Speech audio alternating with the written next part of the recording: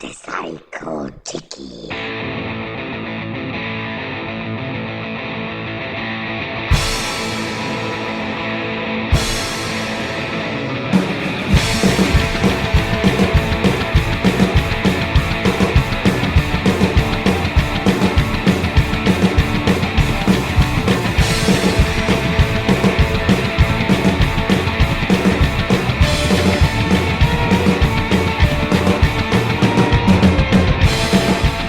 Hello and welcome to episode 664 of the podcast devoted to the classic and sometimes not so classic genre cinema of yesteryear. This is Monster Kid Radio. I'm your writer, host, and producer, Derek M. Cook, and this music is provided courtesy of the band Tiki Bombs. They are a German surf band, and this song is called Attack of the Psycho Tiki. It's from their album Blood Surf. You can find them at tikibombs.bandcamp.com. They gave us permission to play their music here on the show, and you'll hear this song in its entirety at the end of this episode. This week, I'm excited to welcome back to the show Steve Turek and Mark Holmes. Now, when Beth and I were in Kuwait for an extended period of time, and we didn't have a lot of episodes of Monster Kid Radio going out, one man stepped up, and that man was Steve Turek. He created a ton of content for the show so we could keep the podcast going. Well, one of the things that he did is he got with Mark, and they talked about a German science fiction film from the 1960s. That show was called, well, I'm not going to try to pronounce it because I cannot speak German despite having a German last name, but it translates to Space Patrol Orion. And they only covered the first part of that 7-episode series.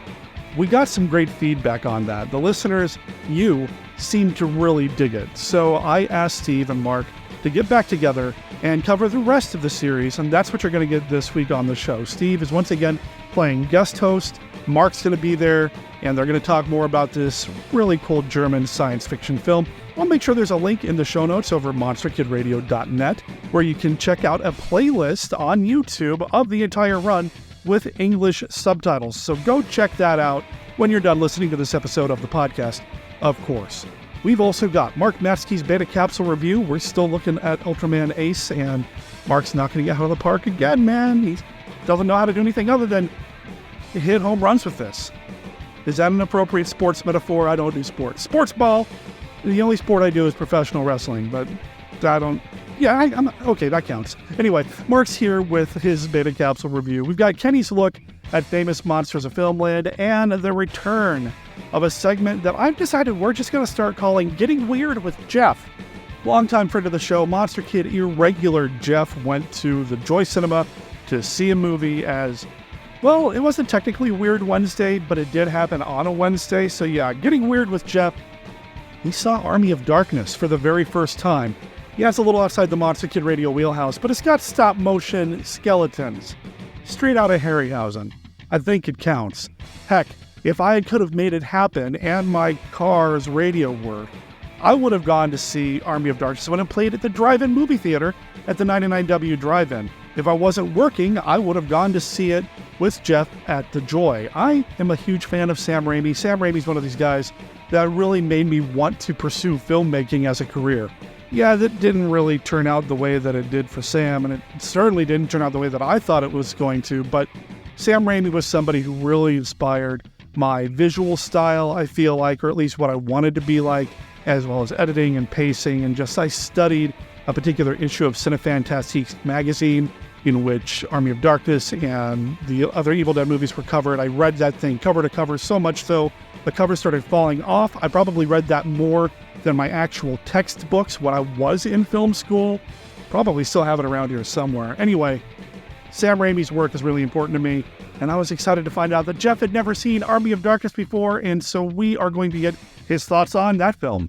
Have something you'd like to share with Monster Kid Radio? You can email the podcast at monsterkidradio@gmail.com, or you can call and leave a voicemail at 360-524-2484. Here's some listener feedback now. Hey, Derek. Hey, group. Captain Billy here. Two things. Number one, you're trying to get everybody on the Luchador train, and I know you are running a live stream. I forget if it's Discord or where it is. But I was thinking about, I'm going to give you a little job to do. So you're trying to get everybody on the your Lucha de Mayo. By the way, it's pronounced Mayo because it takes place in the month of May, and Mayo is delicious. What else are you going to have on your Spam and Toast sandwich? Mustard? I don't think so. But anyway, so you're trying to get everyone onto the Luchador train. Where do I go to watch the finest in Luchador movies, Derek? Please tell me. So I gave you a little assignment. YouTube, archive.org, or Tubi, or Pluto, or Plex, or Freevee. What streaming service can I go to watch the best Luchador? Give me a short list of like 2, 3, 4 of the best Luchador movies and where to watch them, Derek. That's a simple enough thing. So there, a little something for you to do for the next episode. And the second thing I want to comment on, I assume this is old news, because we're already in the middle of June. I believe June 1st, Godzilla -1 showed up on Netflix. I seem to remember clicking on Netflix around the beginning of the month and seeing it. So I finally got around to watching it a little while ago. I liked it a lot. I liked Shin Godzilla more, because we're going to compare the last two Toho movies.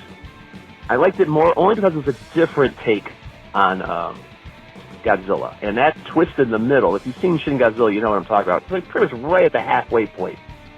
This really cool, this really trying to think of how to phrase it. Anyway, unseen thing happens right in the middle of the movie, which I think, oh my God, I didn't think, but I'm not going to say what it is, just in case you haven't seen it. I'm not a big one. Look, I'm all for spoiling movies that are like 10 years old, but I'll let it go. Go watch Shin Godzilla. You'll know what I'm talking about. So this, I liked it a lot, but it's more of a traditional Godzilla story. So you get to the very ending, and I got a comment about the very ending of the movie, like the last scene of the movie. I don't think I'll be the first one to admit. I got a little verklempt. I got a little choked up. It worked on me. The thing they wanted to do, it worked. But I want to make a comment about it. But I'm going to give everyone a chance to watch it. I didn't get to see it. Didn't get to the movie theater back in December. I told you I was looking for a new job and other circumstances. And in all honesty, Godzilla -1 had came and gone to my local theaters before I even heard the movie existed. So I finally got a chance to watch it, like I said, a week ago or so. Liked it a lot. Would watch it again. But again, I want to make a comment about that. It's violent, but I'm going to give everyone a chance to watch it. So I'm going to wait for like another month or so, sometime in July, and I'll call back and then I'll make my comment and we'll go from there. So, but yeah, get on those Luchador movies, Derek. Great show as always. Oh, and by the way, Derek, you give the beautiful Beth, wonderful Beth, the lovely Beth, you give her an extra big hug from Captain Billy. Because you know you are a very lucky man to have that woman in your life. And if you've seen Godzilla -1, you know why I said that. So you're a very lucky man to have that woman with you. So give her an extra tight squeeze from Captain Billy next time you're in the room with her. So, Derek, keep up the good work. Love the show. I'll talk to you later. Hey, Derek. I think this is the first time I've called you. This is Paul, the retired mailman from Rochester, New York. Currently hanging out with my mom in Mesa, Arizona. Anyways, it's the 14th of June. It's Friday morning here. And I was just watching your Luchador stream on Twitch, and it just finished with World of the Dead, and it went to a commercial. And it was a commercial for a local car dealership called Findlay Toyota. And it featured a guy dressed up as a caped and masked luchador, and he was speaking Spanish. And wow, the Twitch computers certainly managed to pigeonhole the right type of commercial, I guess. It was just hilarious. So anyways, I thought you'd like to know. Keep up the great work there, Derek. And I hope you find some good work, and all the best to you and your mate. I'll be listening. Bye-bye. Thank you, Captain Billy and Paul, for calling in and leaving us some voicemails. I do want to say that I was actually considering stopping the stream and kind of giving it a break, but you know what? What the heck? I'm going to let it run for another week. There's a couple of different reasons for that. Not just because Captain Billy and Paul both brought it up, but the stream is over at twitch.tv/MonsterKidRadio, and we've got like a 16-hour block of Luchador movies playing over there right now. It's playing on a loop, so you can tune in whenever and catch up with the Luchador movies. They're all in Spanish, but they do have English subtitles. As far as the commercials go, Twitch does insert commercials, but then between the movies, I went through and I found a bunch of wrestling-themed commercials that I thought were kind of amusing to throw into the mix as well. I don't remember if the commercial that Paul's referring to was one that I picked, or not. Maybe Twitch did decide to insert a commercial of their own. They do that. That's kind of how I make money off the Twitch stream, through the ad revenue. Unless you subscribe to the channel, which you can do for less than, I don't know, I think it's less than $5 a month. I'm not really sure. I haven't looked at it lately. But if you're an Amazon Prime user, you can actually use your Prime account to get a free subscription over at Twitch, and you can watch movies that way without the ad interruptions.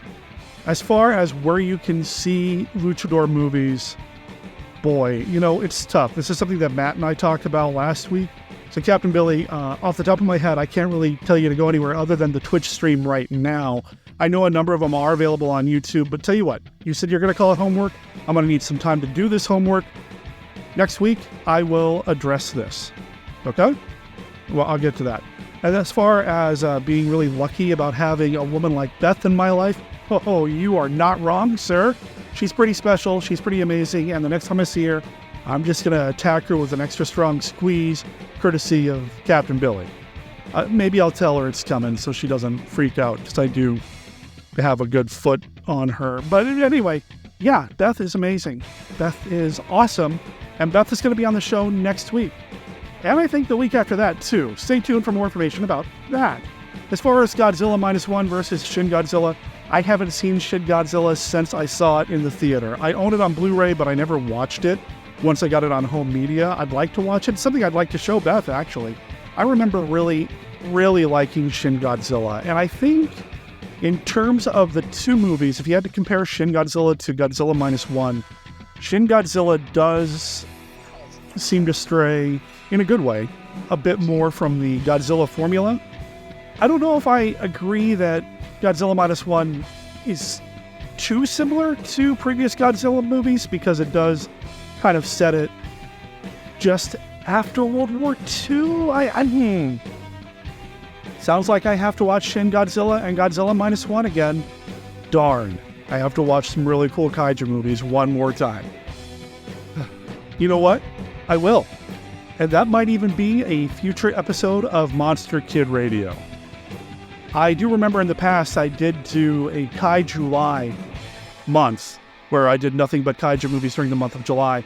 And while the first week of July is already spoken for with what I have in mind, maybe by the end of July we can do a compare-contrast Godzilla -1 versus Shin Godzilla discussion. That might be kind of fun. Let me know, listeners. Anyway, let's go ahead and get on with the rest of the show. I'm excited for Jeff's segment coming back. I'm looking forward to Kenny and Mark. And I'm really looking forward to this conversation about Space Patrol Orion with Steve and Mark. Let's get to it now.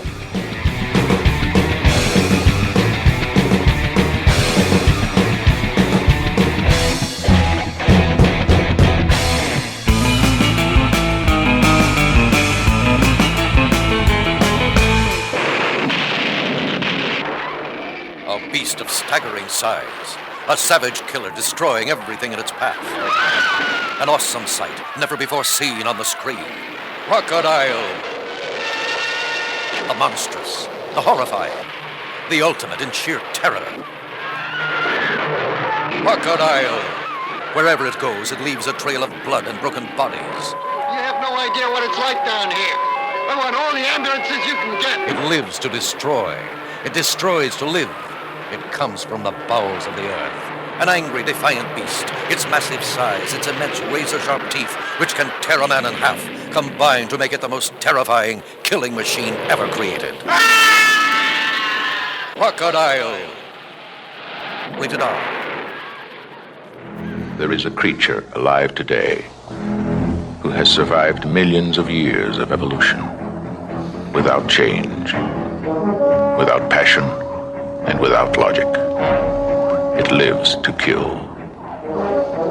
A mindless eating machine.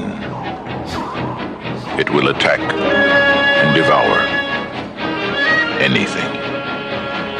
It is as if God created the devil and gave him jaws. Live from the Land of Light in Nebula M78, home of the mighty Ultra Heroes, it's Monster Kid Radio's Beta Capsule Review.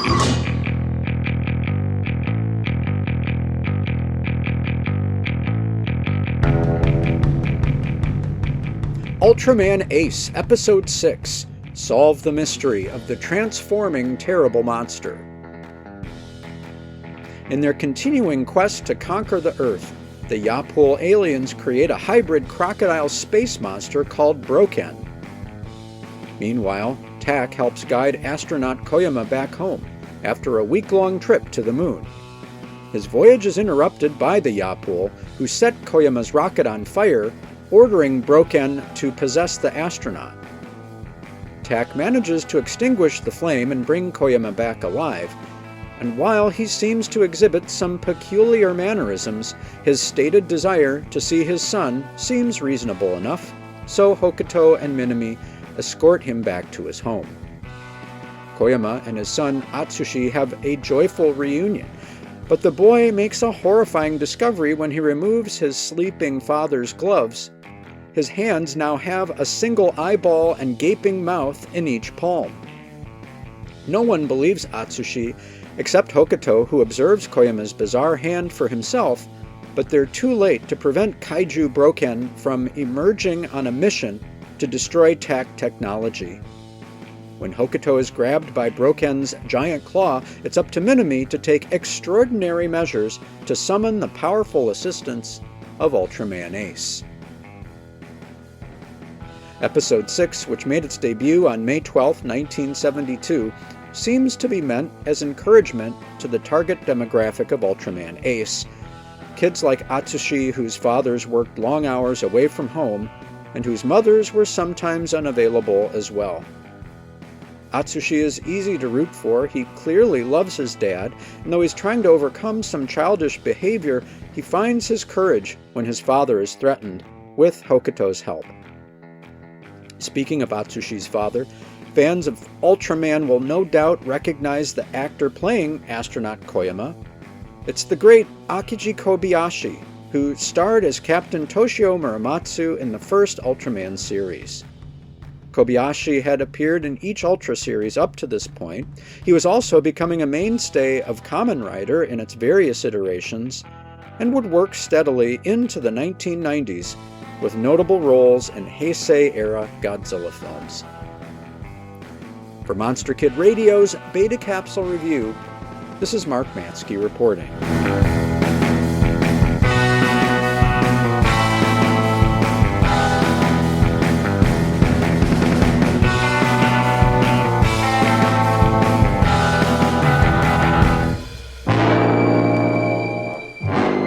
War gods of the deep. Are they men or monsters, born before time began, raging up from 10,000 fathoms beneath the sea? Half devil, half fish, all evil. These are the war gods of the deep. Vincent Price rules a madman's empire, peopled by nameless terrors spawned of evil with the cunning of man, the body of a fish, and the ravening cruelty of the killer shark.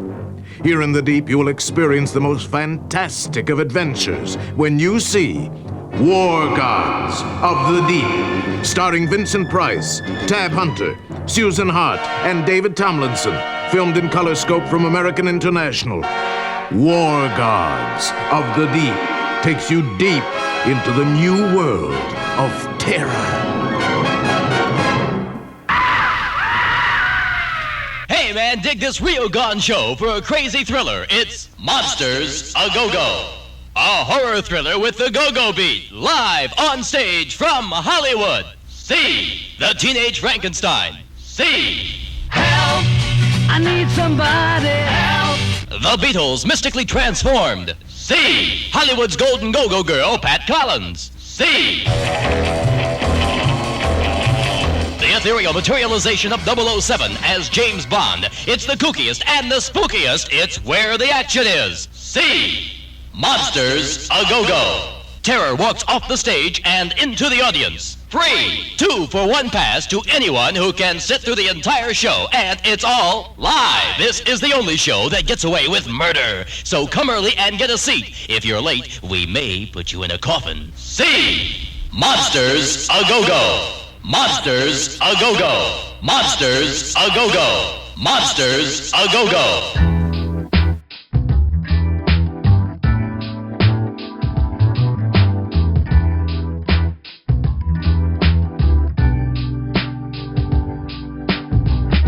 Hi, Derek and the Monster Kids. This is Jeff calling in.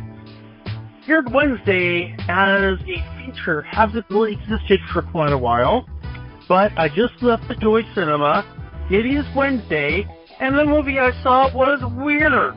So here I am with the first Weird Wednesday report in quite a while. The movie I saw was Sam Raimi's Army of Darkness, starring the Shin himself, Mr. Bruce Campbell. This is my first time ever seeing this movie, and what a way to see it on the big screen. I gotta wonder, talk about weird, I wonder how much peyote Sam Raimi was doing down there in Arizona when he was making this movie. This is a crazy, crazy movie. You can't watch this movie and, you could certainly look for messages. You're not going to find them. It is just crazy action. Skeletons in the best Ray Harryhausen style. Our protagonist, I hesitate to call him a hero because Ash is really a misogynist and a jerk, but he's definitely the protagonist. He is the one foretold. And, oh man, it's mind blowing. I had such a good time. I'm glad I have finally seen this, and I'd recommend, seeing it with someone that likes a good laugh, and, I wasn't, but if you're a little inebriated when you see it, it might help. It might. Well, that's it for now. I hope everyone is having a great June, and I'll talk to you again sometime soon. Bye now.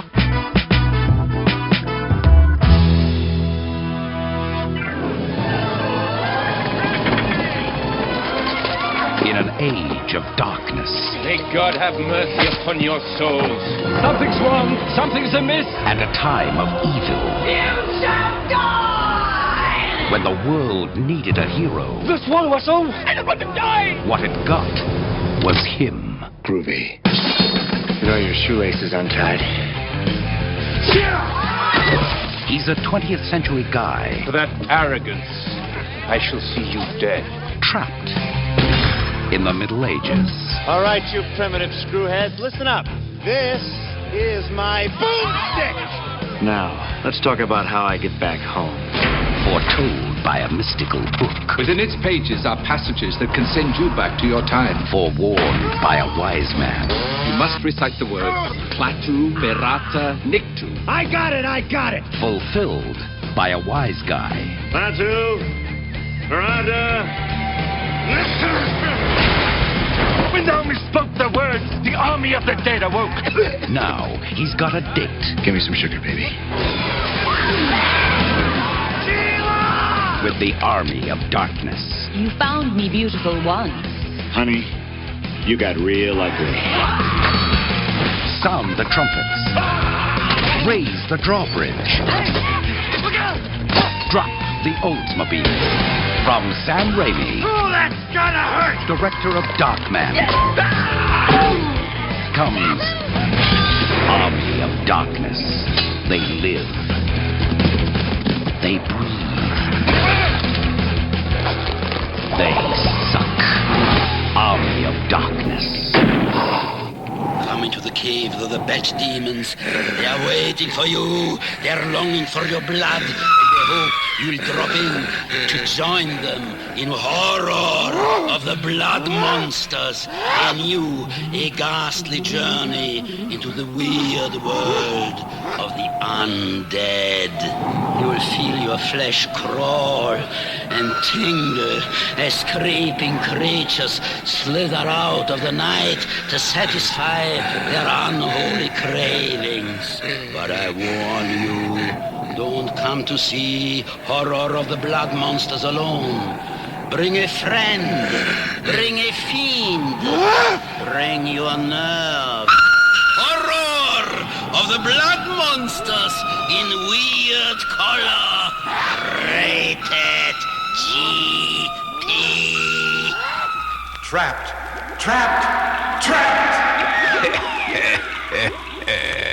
They're trapped in a whirlpool of shrieking fear. From the most fiendish idea ever conceived by the human brain.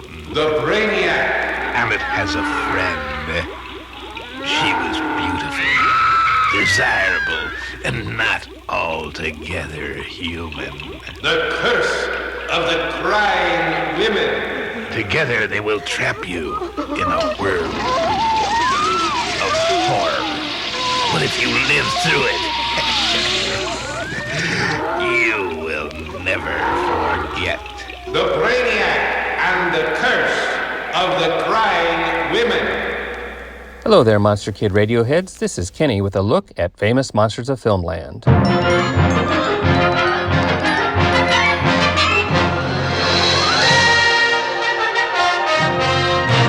This week, we are going to continue Steve and Mark's look at the German sci-fi show Space Patrol.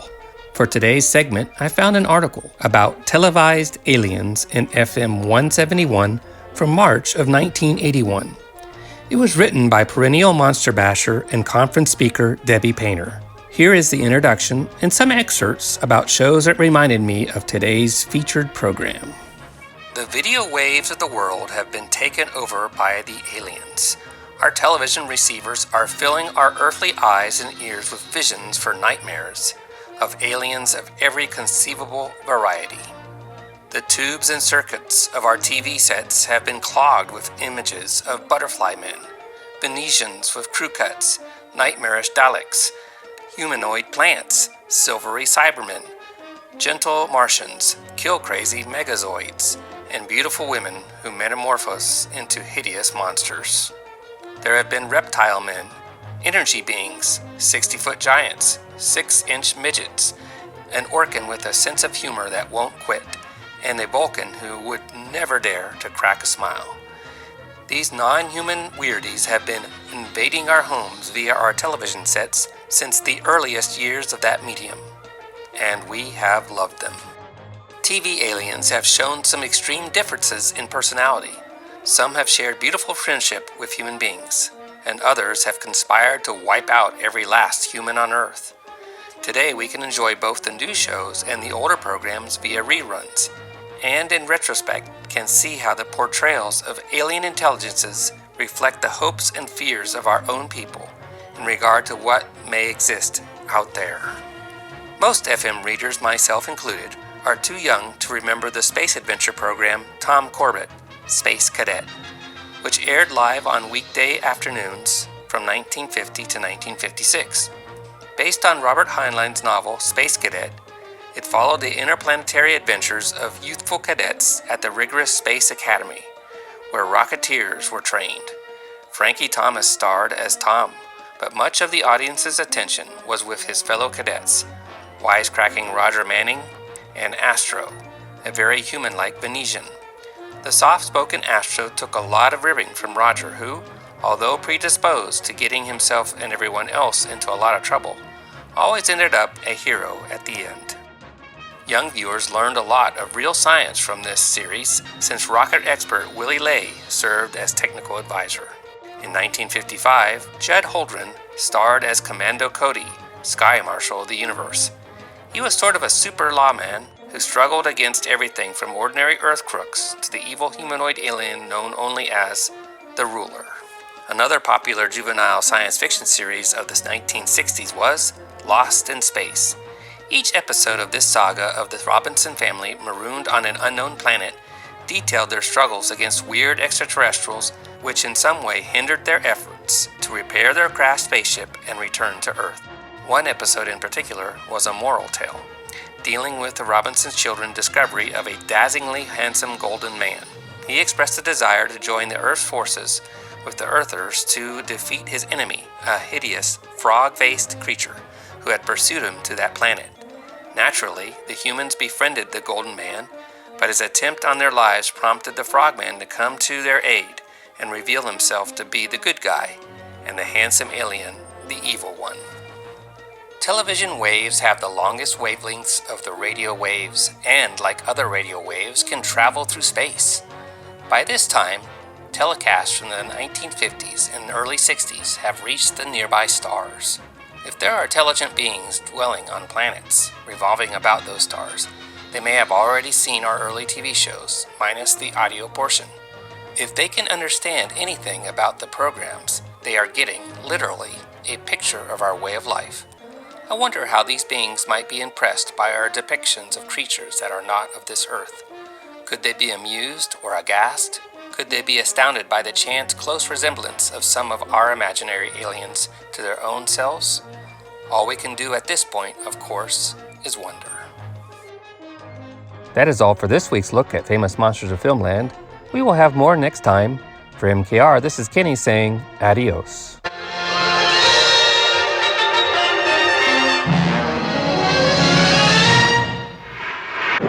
Rocket into outer space with the heroic astronauts daring to explore beyond the moon, beyond the outer limits of human adventure, beyond the barrier of human credibility, fighting the unknown forces and secret terrors science couldn't predict.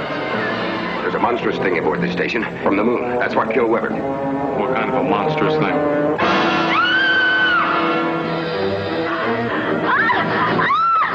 Discover the monstrous horror from the moon, threatening to destroy everything it touches. The fiendish force that ignited the loves, the hates, the passions of the explorers in space.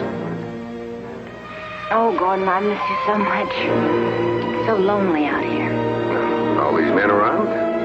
Don't tease me not now. The awesome adventure of the astronauts of Space Station X7, the journey that controlled the destiny of a world.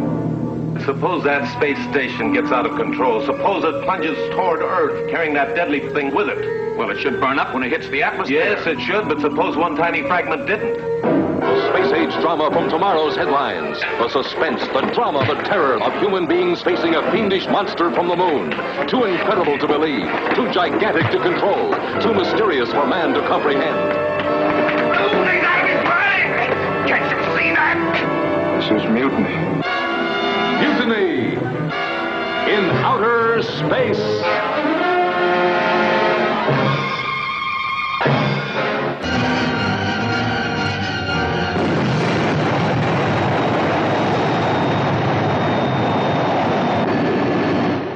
Voyages to the outer universe a reality. Satellite space stations in operation for landing and refueling. Apparently we have some deadly neighbors in outer space. Captain, it's heading toward us.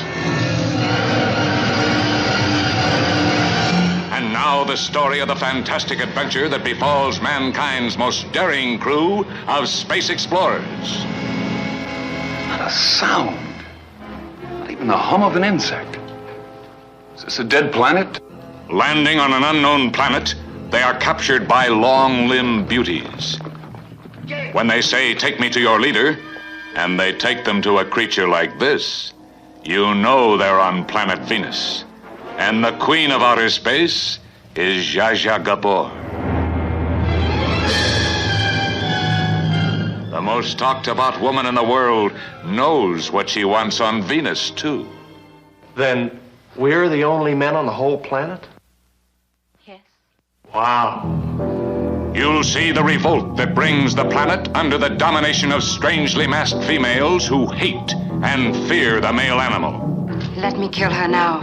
You're not only a queen, you're a woman, too. Let me see your face. The savage horrors of fearsome mutated beasts.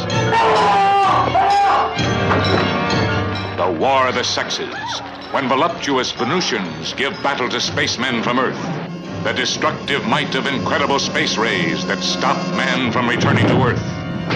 Prepare for maximum acceleration.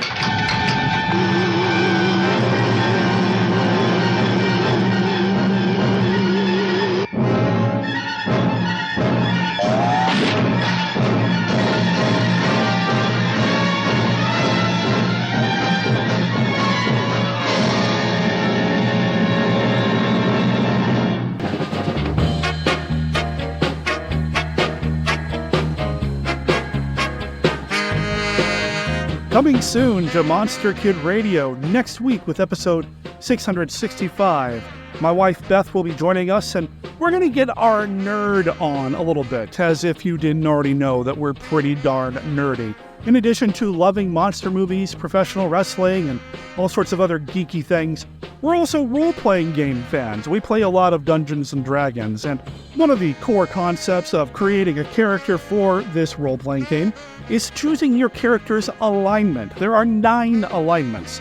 The character's alignment dictates the character's view on how they interact with the world. It kind of gives them motivation for what they are doing in the game. There are 9 different alignments, ranging from lawful good to neutral good to true neutral, chaotic good to lawful evil and chaotic evil, and everywhere in between. And next week, Beth and I are going to sit down and create an alignment chart. We are going to take all 9 alignments from the Dungeons & Dragons role-playing game and plug in classic monsters and tell you which classic monster we feel truly represents a lawful good alignment. Which monster from Universal best epitomizes lawful evil? Who's true neutral? Which monster is neutral good? We'll come back next week for episode 665 to hear about that. Episode 666 is also already in the planning stages. It's episode 666. Come on. We got to talk about something a little devilish. And you know what movie Beth hasn't seen? 1934's The Black Cat with Boris Karloff and Bela Lugosi. So we're going to be talking about that classic film from Universal for episode 666. So stay tuned for that coming up in 2 weeks. Coming up in 3 weeks for episode 667, that episode will be coming out around the 4th of July. And what can fans of suspense cinema do to celebrate the 4th of July? Let's watch a movie that takes place around the 4th of July. We're going to go into the 70s. We're going to talk about the original blockbuster. We're going to talk about Jaws for episode 667. There are also some changes and some exciting announcements coming up to the Twitch stream. Stay tuned for more of that in the coming weeks. Make sure you follow Monster Kid Radio on Facebook and X so you can be kept up to date with everything that is coming soon from Monster Kid Radio.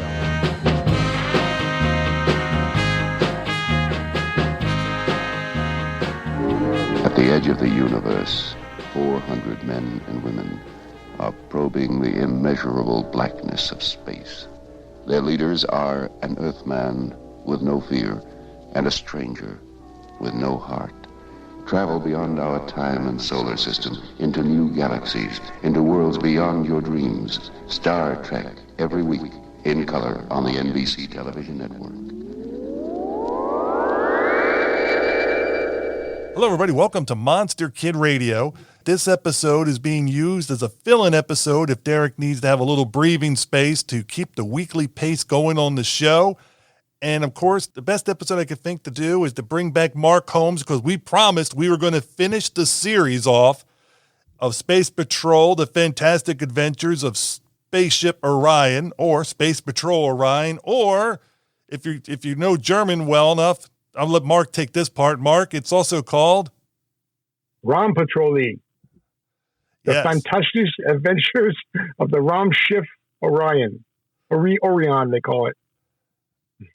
And I was going to say, Mark, I'm glad you and I were able to come back and do this. We got some good reviews from it and everything, and I'm just enjoying it. You're back. How have you been in these last few months? I'm doing great. I was very happy with the response we got from the first episode. Maybe we got some new fans. And I love exposing things to monster kids all over the place that they may not have heard or seen before.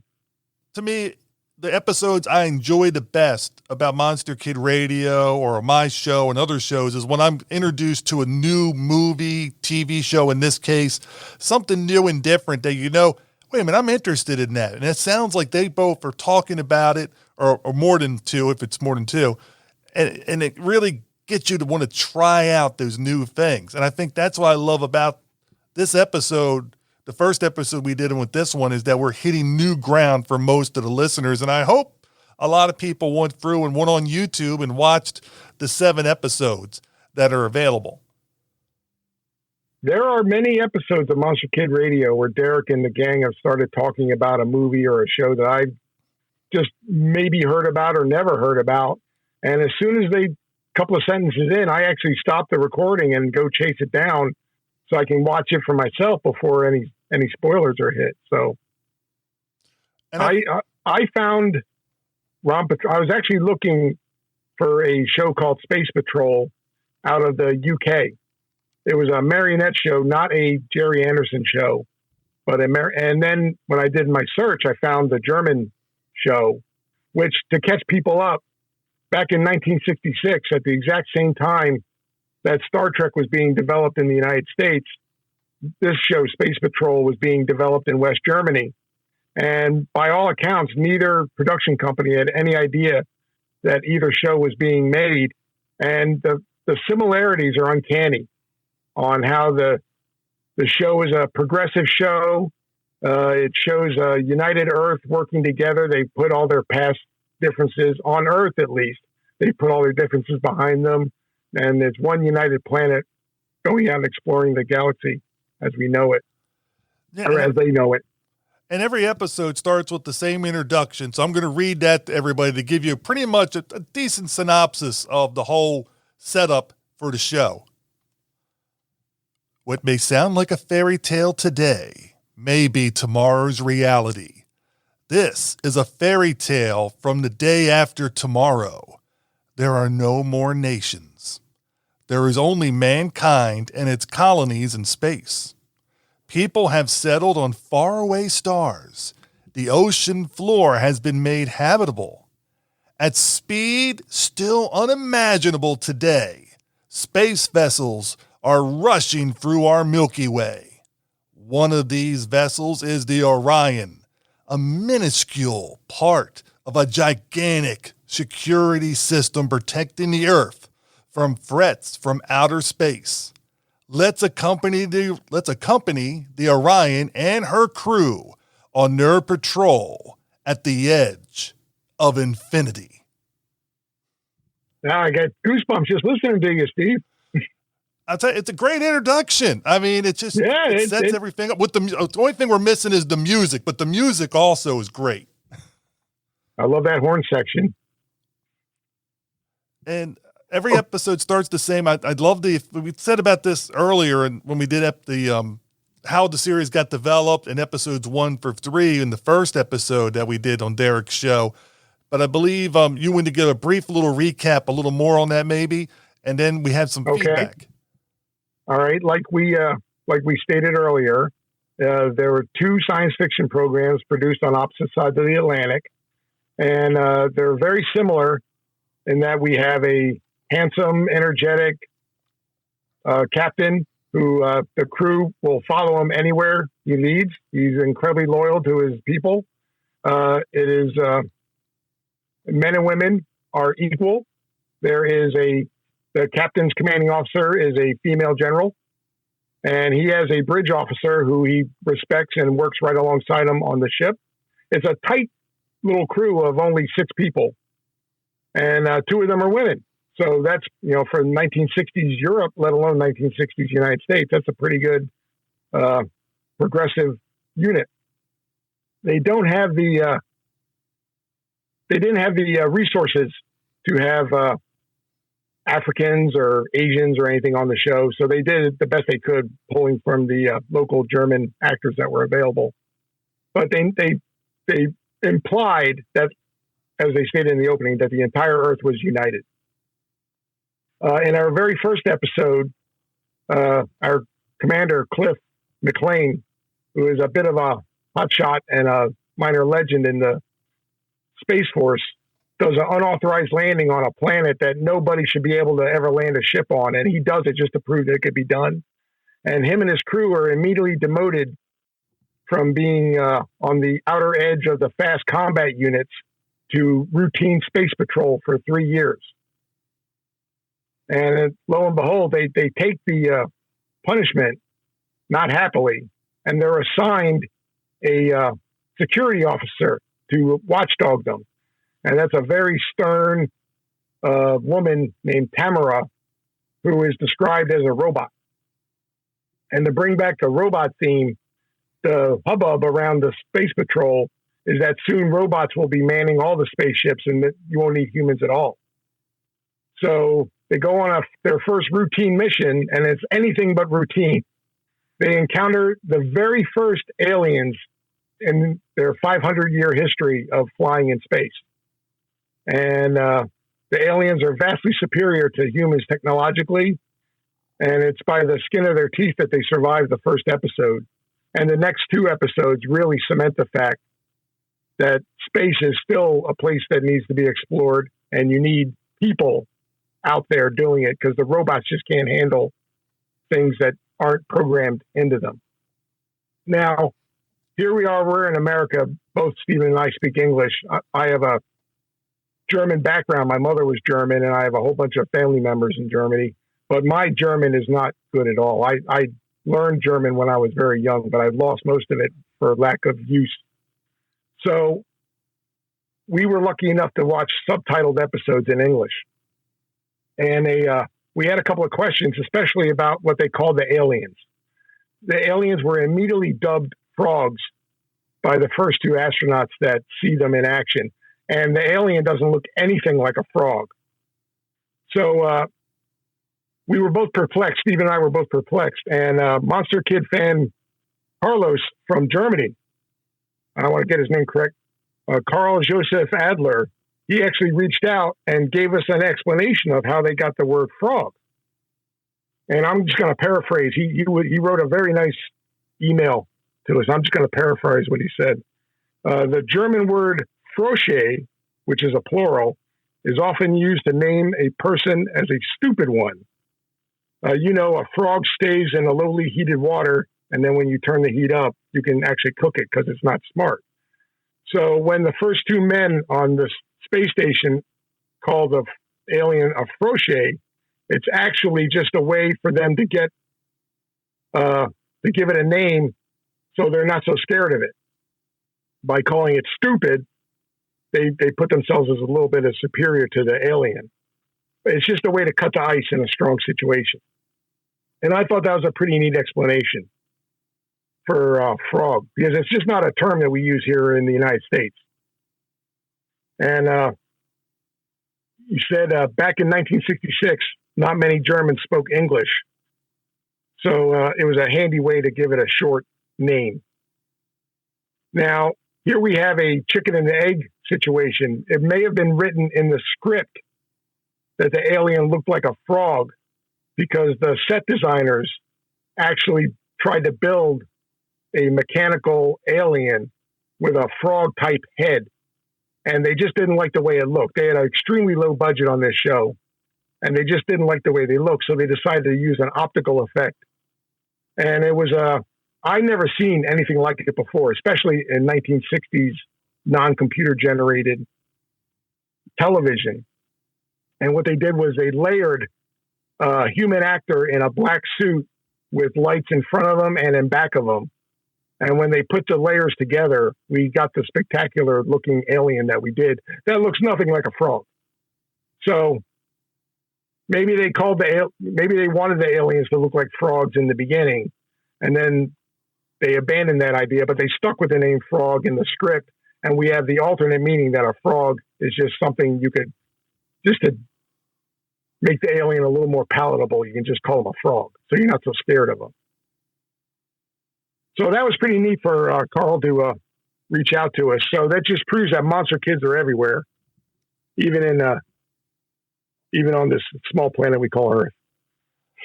And I was just impressed that he really enjoyed. There was other part in the letter where, and Derek already read this earlier in another episode, so I'm just going to paraphrase, but he was just, I think, surprised and happy that we were talking about this German TV show that he really enjoys in America. And we're getting the facts, according to him, pretty much right. We were able to be correct and positive about the show.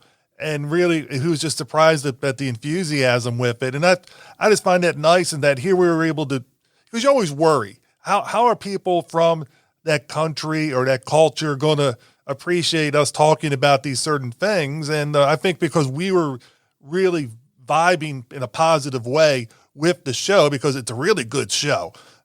If you love science fiction, you'll love this show. And I think that's what probably, goes through all boundaries. Yeah, absolutely. I grew up watching Lost in Space on television, and I really enjoyed it. And then, you skip a generation or so, and I showed it to my kids when they were younger, and they just didn't get it. So, but I am in a couple of Lost in Space groups on Facebook, and there are people that still enjoy the show. So it's always a gamble when you try to introduce somebody to a show that you really like, and maybe they don't like it.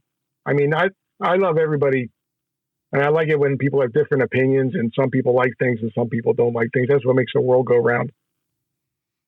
Oh, definitely. And I think this is a show, well, it's set up like Star Trek, where it's supposed to be global or universal in its approach. And I think it works really well, which we talked about earlier.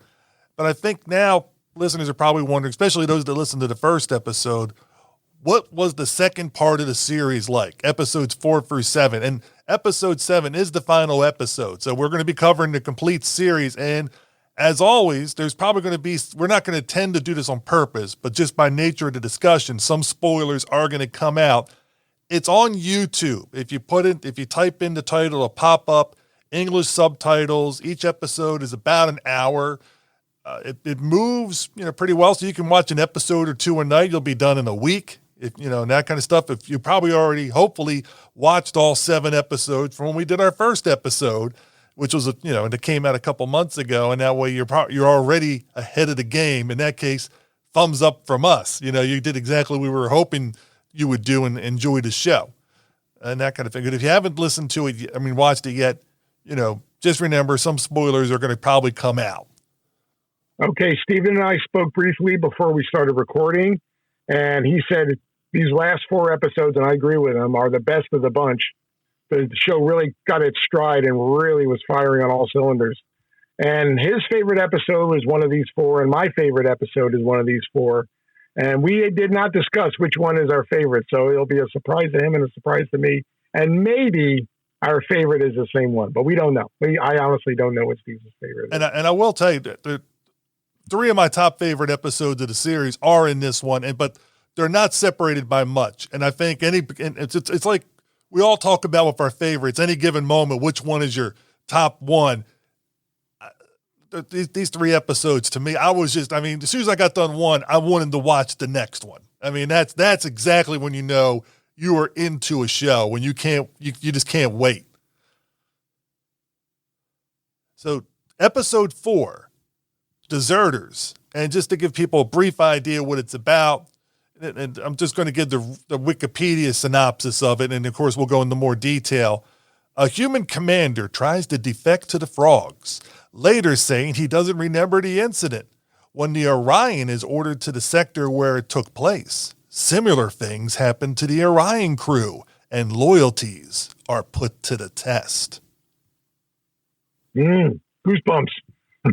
Oh, I know. Because it was my first episode getting back into the groove, and I was just like, this is nice, because some of my favorite Star Trek episodes are the ones where you wonder about who's doing what and why, with, what was it? The court martial episode, I think, in Star Trek. Right. And that kind of thing. Right. This is similar to that and the vibe. And there's other episodes that go with that too. But what did you think of Deserters? I enjoyed Deserters a lot. I just want to catch people up in case they missed their first episode. The aliens are far advanced to the human race. Their ships are faster and their weapons are more powerful. But in the opening minutes of this episode, McClane and the crew of the Orion are given the opportunity to test a brand new human weapon called Overkill. And they actually destroy an asteroid with one shot. And they're actually stunned at the results on how powerful this weapon is. And once the test is successful, they're informed that they're going to install this weapon on all the forward space stations so they can meet the frogs head on in case there's an attack.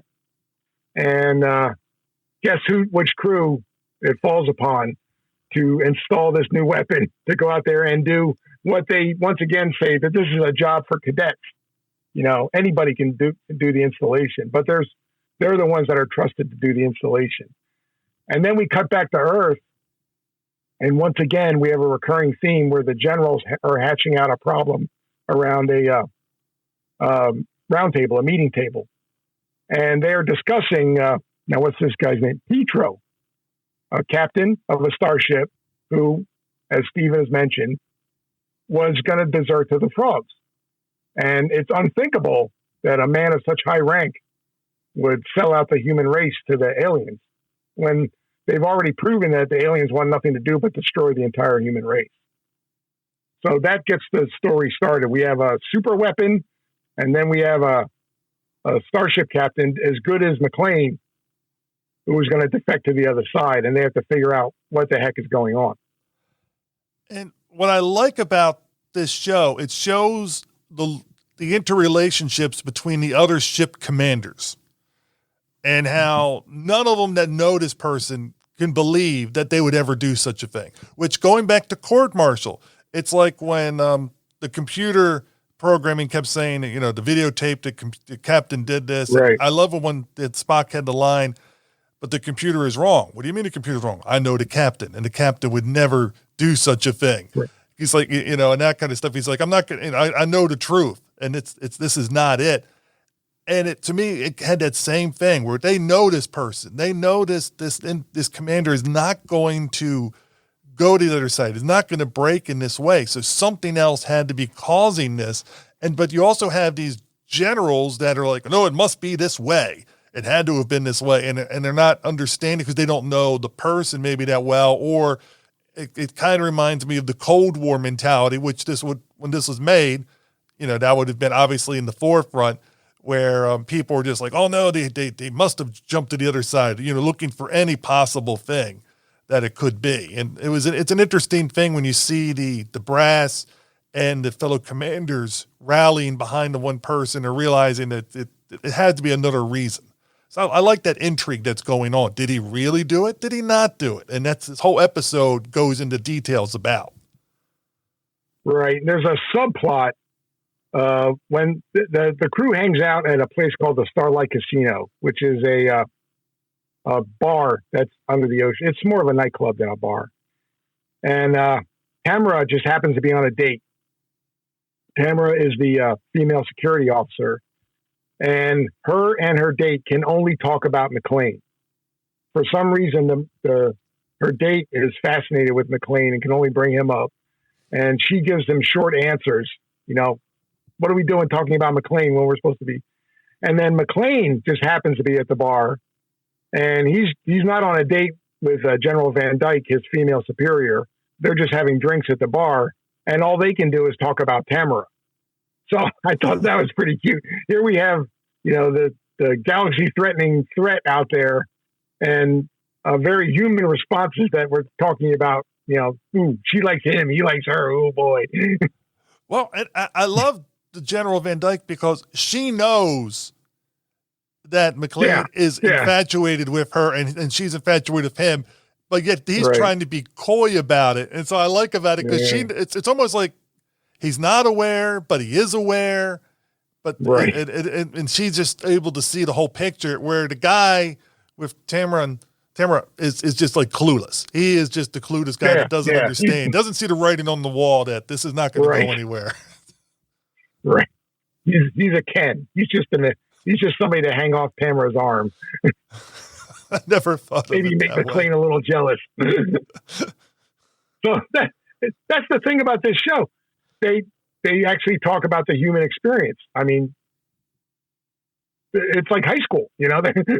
She likes him, he likes her. Are they dating? Are they not dating?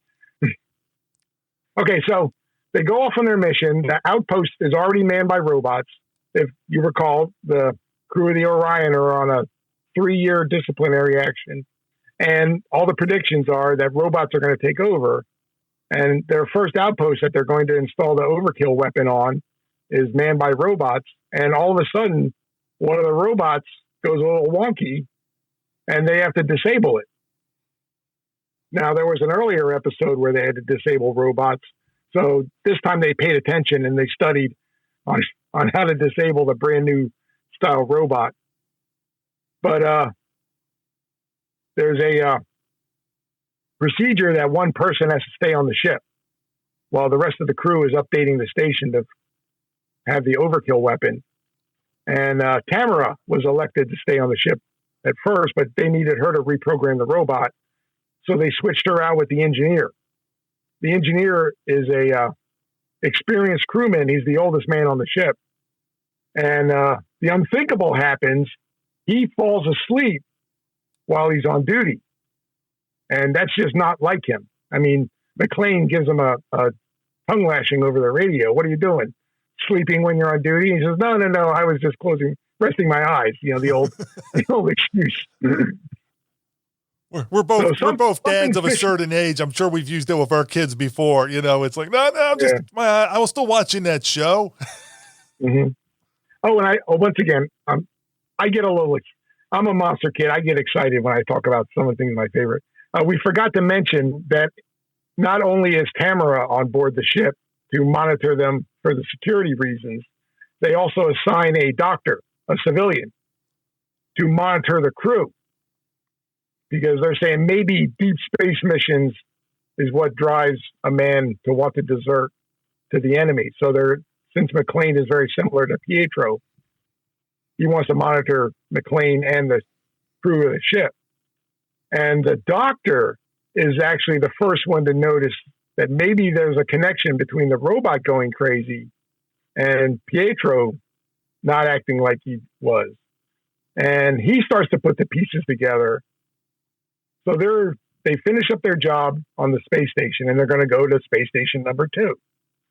And the engineer, Hasso, has already programmed the computer, but Hasso programmed the computer to go to the planet where the frogs are, not to space station number 2. So they immediately put Hasso under arrest, and Tamara jumps the gun here and assumes command of the entire mission. So the crew starts fighting over who's really in charge. When Helga corners Tamara and says, how do you know it was Hasso put in those coordinates? You were on board the ship by yourself also. And I never saw that coming. I completely missed that fact. And I thought that was really just, okay, the security officer, maybe she's the one that's defecting to the frog. I gotta say, when I was watching it, and because this goes on for a little bit before Helga confronts her, I kept thinking, well, she was on the ship by herself. Because you caught that. I missed it. So I caught that. And I was like, so why isn't anybody pointing that out? And I loved it when Helga said it. I was yelling at the screen. Yeah, that's right. You know, you were on the ship by yourself. So and was throwing back all this logic that she was using about why it had to be everything. Him. And she's like, well, it every argument that Tamara had, Helga threw right back at her. Yeah. I love it. Okay, like I said, we really don't want to spoil the show, so I think we're going to break off here because the action really picks up when they start to figure out what the heck is going on. And let me tell you, it's pretty exciting. I enjoyed it. This was not my favorite episode of the 4, though. I enjoyed this one a lot, but this was not my favorite episode of this group of 4. It wasn't my favorite one, but it got me right back into the groove of what I liked about the series. I liked the Doctor, the way it was portrayed and scripted into the show, because you're wondering, like, okay, what's he going to bring? But he actually was very valuable to the plot of this episode, you know, because sometimes, you know, we've seen people who guest star and they're not as valuable in certain shows, but this particular one definitely contributed and helped move everything along in a good way. I thought it was well written. And it really drives home again that this is a tight-knit group. They're more than friends. They're more like a family, that they will defend each other even against logic. You know, logically, Hasso was the one that was responsible, but Helga knows Hasso. So she says, okay, who's the newcomer in this bunch? It's Tamara, you know, so, and they squabble, but when it comes down to it, when they have to really get the job done. They come together as a team and they work together quite effectively as a team. And I will say, this episode gave me a small vibe, not a huge vibe, but a small vibe of like John Carpenter's The Thing, where it's like, oh, who can you trust? Who's real? You know, right. Which will come into play in another episode, which we'll talk about later. Very, very hit, but I like that where you start to wonder. It makes you really pay attention. And the thing is, you might not realize it until the episode's already 20 minutes in, and then you're realizing, wait a minute, did I miss anything? Or did I miss something? And you want to go back to do it. And that's the great thing about being on YouTube. Yeah, you can go back. When this thing aired in 1966, it was just, if you missed it, you missed it. That's just the way it was. Back in the 60s, a show was broadcast once, maybe repeated, and then gone. Might be gone. There are shows that have been on television and are gone that we will never see ever again. Exactly. And in this one, of course, I thought was a nice job. And then it moves into Battle for the Sun. And this one, to give you a brief synopsis, listeners, variations in the sun's energy output threaten the Earth's climate. The Orion crew investigates and discovers a long-forgotten colony of humanity which may be responsible. Earth's climate. Very interesting. 1966. It's getting warmer on Earth. The polar ice caps are melting. Yes. All right. In this episode, they actually hint that there was a ecological disaster on the Earth hundreds of years ago, which it didn't completely drive the human race off the surface, but they did move underwater. A good part of the population is underwater. They mentioned that there's flooding in the Himalayas. So the Himalayas are the highest peaks on Earth. So if it's flooding up there, then you know the water level's really risen. Yeah, it's definitely not good. You can't get much higher land. I want the high ground. Right. Yeah, well, the high ground is flooding. Right. Uh-oh. Okay, so the Orion is on their space patrol duty, and they're checking out a new asteroid or planet. They call them planetoids. A planetoid is a nice sci-fi term that they used in the 50s and the 60s to get a smaller planet that still has Earth gravity and Earth atmosphere, but it's just not so big. You know, so you can argue that point that saying it's like a solid metal planet that has the equivalent gravity of Earth, but just not the size of the Earth. It's a nice way to get your guys out of spacesuits and get them onto a planet so you can interact with what's going on there. They land on this planet. They're looking for a new type of element for a new power source, and they kind of find the element, but they also find something that they weren't looking for, which is a new style spaceship that nobody recognizes. And they immediately think that it's a frog ship, but then they dismiss that rather quickly when they see two men walking around it. Now, one of the, now I forgot what, is it Aten? Aten. He actually confronts the two pilots of the new style ship, and they immediately take him hostage. So McLean and Mario come to McLean's shouting over the communicator, don't do anything yet. He said, too late, Aten's already gone. So when they show up and they see that Aten's being held against his will, McLean just orders Mario to shoot the landing strut off the ship. He says, they're not going anywhere. And the ship actually falls over. And what's pretty neat is it's just a redress of the Lancet shuttle that we were introduced to earlier. And when it's a full-size mock-up, it's maybe 12 or 13 feet around. When it tips over, the top actually pops off. So I can only imagine that this thing, you can completely disassemble it and shove it in the corner of a storage unit when you're not using it as a prop.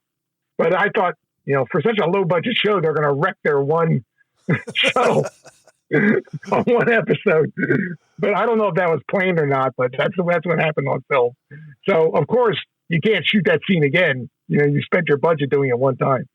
So they actually turned the tables on the two astronauts that they're not familiar with. And it turns out they're from a lost colony, as we heard in our brief description. The colony kept abreast of Earth, but they've completely disappeared. Earth has no idea they even exist. And it gets the action picks up as soon as they get back to Earth. Mm-hmm. And the generals, once again, some of them want to go to war with this place already and bring it back into Earth's dominion. And others are saying, leave them alone. They're just hanging out there. They're not bothering anybody, but maybe they are bothering somebody because ecological disasters are happening all over the Earth. And of course, just to give people a name, the name of this planetoid, this other colony, is Chroma. Chroma. And yes. What I also want to talk about, just before we go on that, I think I said this the first time we recorded. I love the shuttle design. So I love the spaceship design. Yes. I would really love to have one in the backyard. And I was thinking about, I know what I would do with it now. I would put my podcasting equipment in there. So when I'm recording the podcast, I would be like in the shuttle and I think it would just be a cool atmosphere to record and do stuff, creative stuff. Correct me if I'm wrong, Stephen. You've been to Monster Bash, right? Yes. Have you ever been to the Flying Saucer in Mars, Pennsylvania? No. I've seen pictures of it, but I've never gone to. Yeah. My wife and I did a little pilgrimage on a Sunday morning before Monster Bash opened up, and we drove to see the Flying Saucer in Mars, Pennsylvania. And I was incredibly disappointed when it wasn't as big as I hoped it would be. It was for kids. It was definitely for kids. It's in a playground and it's for kids. But I was hoping it would be a little bit bigger, but it just isn't. So maybe you and I are going to have to knock together a Lancet shuttle and we'll put it in your backyard and charge admission. Oh, I wouldn't want anybody else in it but you and I, and then like I said, I'm going to put my podcasting equipment in there. Get an AC hooked up so that way I'm not frying in the summer. Get a little. Oh, with the magnifying lenses on every portal. Yeah. It'll definitely get a little toasty in there, and a little mini fridge. I think it'd be cool. My wife would love it because it'd be me moving stuff away from the house to the backyard, and she'd probably want me to put it deep in the backyard so nobody could see it. But I would see it and I would enjoy it. Knowing my luck, a tree would fall on it or something. As soon as I get everything perfect, it'd be like, no, nature would take it down. But we would have to deforest your entire backyard, 50 yards circumference around the whole thing. All right, so they call them the Chroma Men when they discover that they're from the planet Chroma. They never give the guys' names. They're the Chroma Men. And these guys are completely clueless. They don't know what's going on. They were just told, go to this planet, look for this thing, and then come back. Yeah, they were scientists. So they were a botanist and somebody else. They were scientists, but they weren't very quick on the uptake. No. If you follow my drift. They're not alpha males, let's just call it that, okay? I agree with you in that aspect. Yeah, they're definitely the wet noodle. Yes. So McLean wants to go to Chroma because the war talk, they've discovered that Chroma is responsible for what's happening on the Earth. They're doing experiments with our sun, trying to get it to work more efficiently. Now, efficiently is not the right word. They're trying to boost the power output that the sun emits, and they've more than doubled what the Earth's sun normally does, and that these solar flares are causing all the ecological damage on the Earth.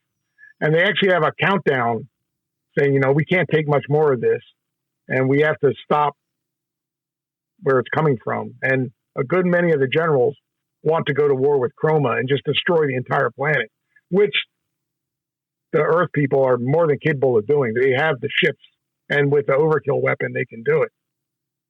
But McLean doesn't want to go to war. He wants to find a peaceful solution. So he actually circumvents his commander and goes to the security command, the Secret Service leader, Colonel Villa. And Colonel Villa, working behind the scenes, gets him the permission to go out there and see what he can do. But he tells him, sort of like on Mission Impossible, you're on your own. And if you fail, nobody's going to come to help you. So McLean being McLean and knowing his crew, we'll go. We're going to do it. and we'll take those 2 Chroma men with us. That'll keep them from just blowing us up as soon as we try to approach the planet. Because we're going to tell them well ahead of time we have their 2 men on board. And one of the things I also want to mention, when it's not just the generals, but they run it through the computer. They had the big computer thing. The computer will give us the result. And it was the computer that decided that if there's another disaster, they should do a preemptive strike. So one of the things, an ongoing theme for a lot of the episodes, because we talked about how they want to replace everybody with robots. They want to have computers run everything. Is the computers lack the nuance of humanity and things like that through these episodes. So they're going to make these logical decisions, so to speak, taking the information that they're given, but they're missing these other aspects of it. Like why, what is motivated? Like motivations are not there, right? Or possible motivations, or to find out what the motivations are. It's like automatically, okay, this is causing that, ergo, let's destroy that problem, and then everything will be taken care of, which is, to me, true about a lot of different science fiction. It's a science fiction trope, but it's one that's been going on forever. That is a very common theme in Star Trek. If you remember the Ultimate Computer episode, where the Enterprise under computer control is able to destroy 2 starships and damage 2 others, and Kirk is able to use his Kirkian logic and shut the M5 computer down, and then just drops all his defenses, knowing that the captain of the other starship will do the human thing and not kill his enemy, give him one more chance. Whereas a machine, if given that option, saying that's a threat, I'll just destroy it.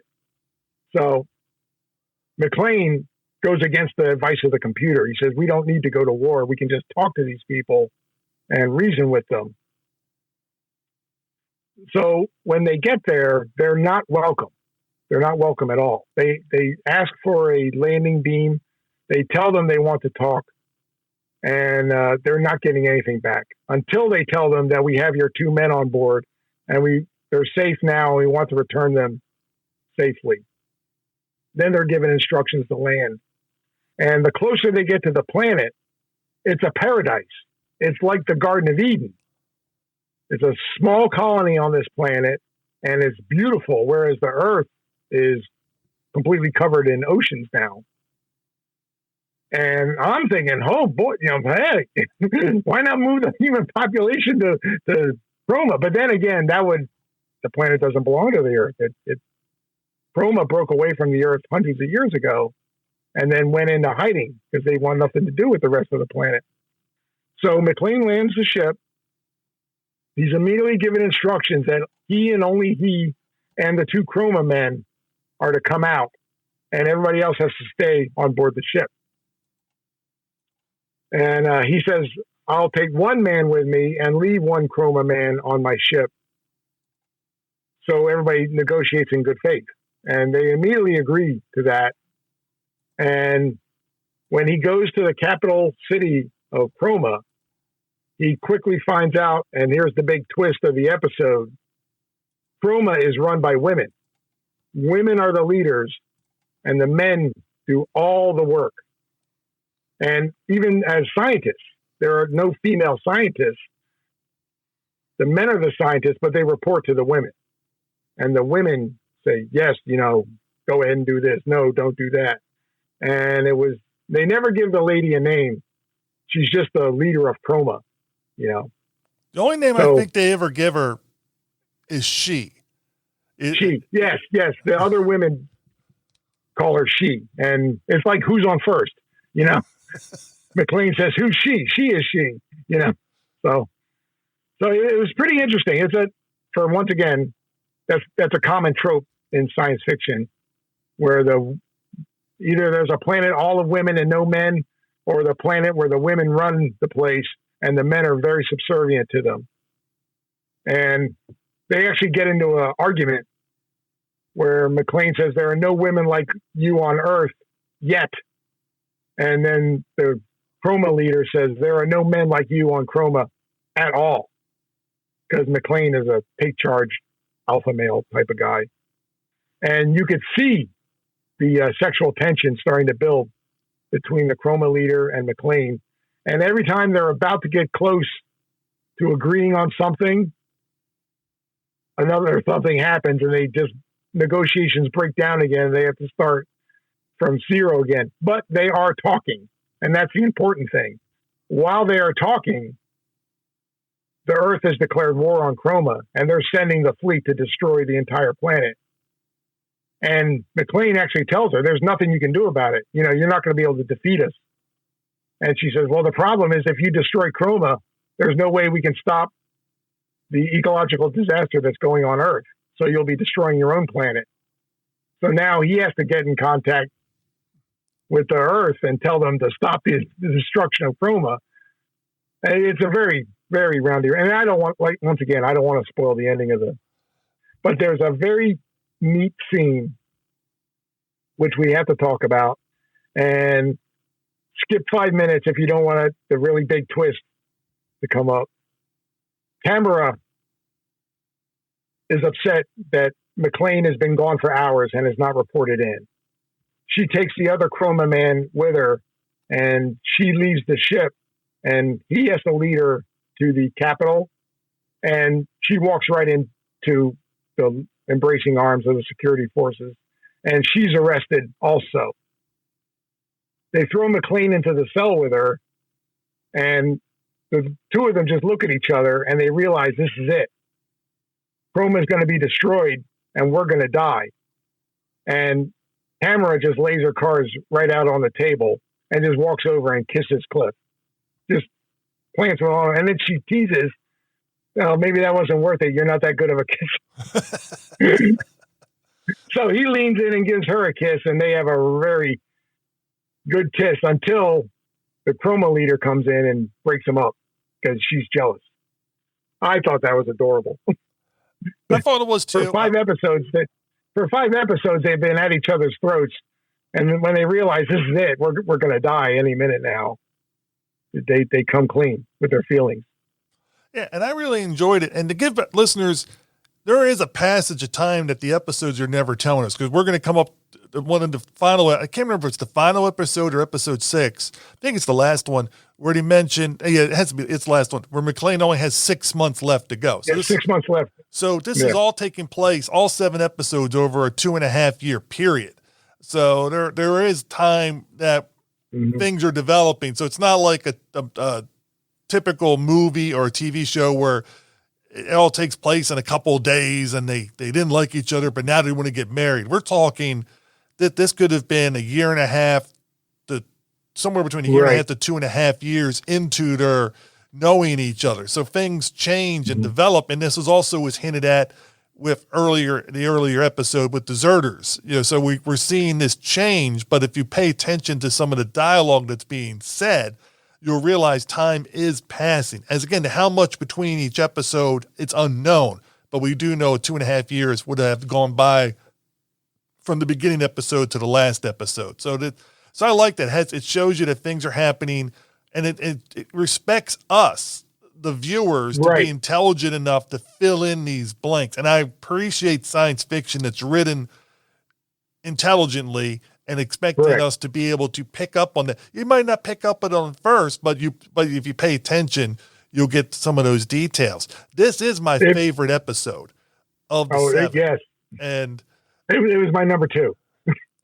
Yeah, and I bet your number 1 is probably my number 2. So okay. I'm sure. And I said that my top 3, which 5, 6, and 7 are my top 3. They're all very close. I mean, we're talking, it's razor thin differences between them. If you ask me tomorrow, I might tell you one of the other ones. I just enjoyed these 3 were just great. And you just can't wait to move into the next one. This one's a fun episode. The stakes are incredibly high, but it's a fun episode, and I like the way it's resolved at the end.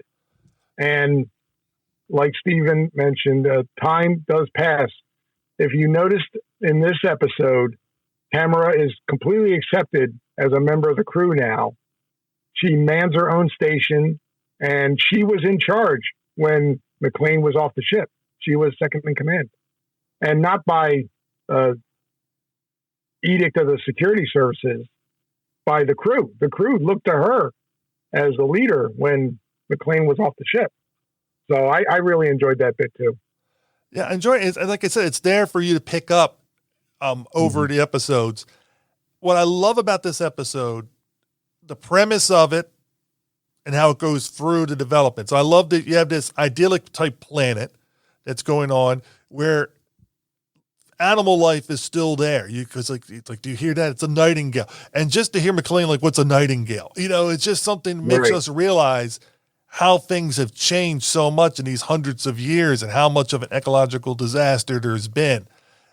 Again, people not trusting things that they can't see and know, an ongoing theme with this, which is carried through all the episodes, is the other, which again, 60s Cold War motifs being woven in, which still is applicable today. The climate being at risk is still applicable to today. So there's a lot of things that are here, and this forgotten colony, what they allude to, this war between colonies, and this one just somehow got forgotten, you know, during the things that were able to live peacefully on their own for all this time, because nobody remembered they were there anymore, because it's, you know, as wars happened, it's not like sometimes people could find this shelter and get there, and they have this this perfect planet, so to speak, where everything is well. It was perfect until it wasn't perfect, because it was their son that was dying, and they were about to lose. And one of their experiments was to accelerate their sun to create more power. And of all the suns in the Milky Way, they chose the Earth to test their new technology on the Earth sun. Now, maybe the Earth sun was the most closest to their sun. They never really went in. I might be reading more into this than they wanted, but maybe the Earth sun was similar to their sun. So if they said, if we can get it to work on the Earth sun, then it'll work on our sun. And I will say, what also surprised me when it opened up, when they're driving out the planetoid to get samples or whatever, and they're realizing there's something wrong. I thought when they were going to show before they showed the images, I thought it was going to be the reverse. We were going to be seeing something where there was plant life and things like that, and suddenly now it's all barren. So when they show that first picture, and it's all this barren wasteland, and then they're showing the next picture where you can see life is starting to redevelop on it, or starting for the first time. I was like, oh, I was not expecting it. So they reversed the whole premise, where here it is, it's actually causing these other things to start growing life and stuff. And I thought it was maybe going to head a different direction, but no, it doesn't. These planetoids become very key to the resolution of the whole movie. I mean, the movie, but it feels like a movie, but the whole episode. And so I really enjoyed it. There was a lot of smart writing going on, a lot of things moving along, a lot of balls being juggled in the air, but I like the political intrigue. I like the personal dynamics that were going on. It's a well-balanced, well-done episode of smart science fiction. Yeah, well done. Well done writing all around. All right. Episode 6. Lead us in, Steve. The Space Trap is the title of it. The Orion takes aboard a writer looking for inspiration for his next novel, which doesn't make things easier when the crew encounter a colony of outcasts with dangerous ambitions. All right. I'm going to spoil it right now. This one is my favorite episode of the 4 that we're watching, because I have a connection, as I am a writer also. So it would be a dream of mine to go onto a spaceship and go out into space to get some. That's what this Okay.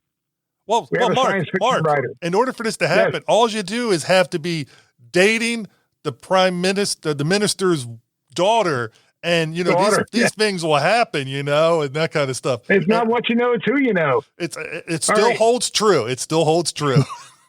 Peter Paul Ibsen is a celebrity. He is a science fiction writer in a world that is science fiction, right?